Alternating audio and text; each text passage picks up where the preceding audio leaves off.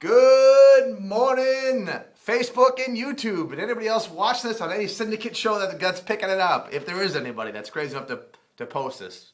Today we're going to be doing step number 19 in terms of how to make the most amount of money when you sell your property.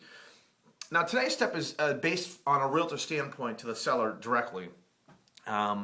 When you're selling your home, you've got to keep up to date on what's going on. You got to know what homes are on the market now. You got to know what homes since you've been on have sold. You have to know what homes since you've been on have reduced the price to get more competitive, and you have to know what new homes come on at a reduced price that you're competing with now. Because what you're trying to do is roughly, in just about any marketplace you go into, only about 1 out of 10 homes is selling. So you're always toggling for that number one position.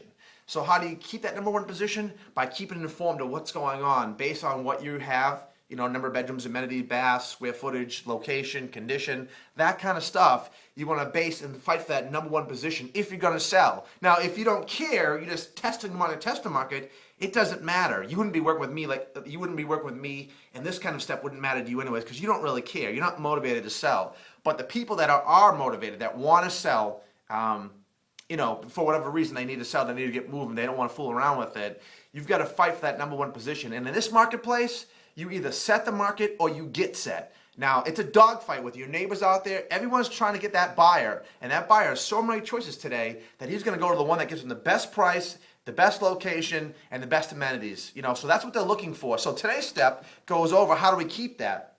So in today's step, I'm going to email you a CMA after we've already positioned your house once.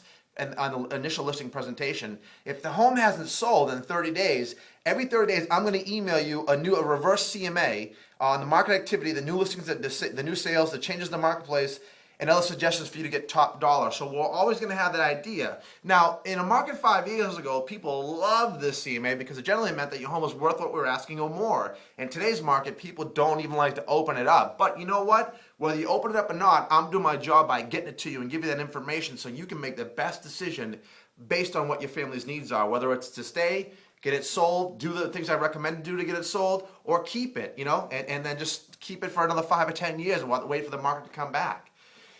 That being said, I want to go with something else today. Today is November 11th, and that is Veterans Day. And I just wanted to say, freedom isn't free in this country anymore. That's not a catchphrase.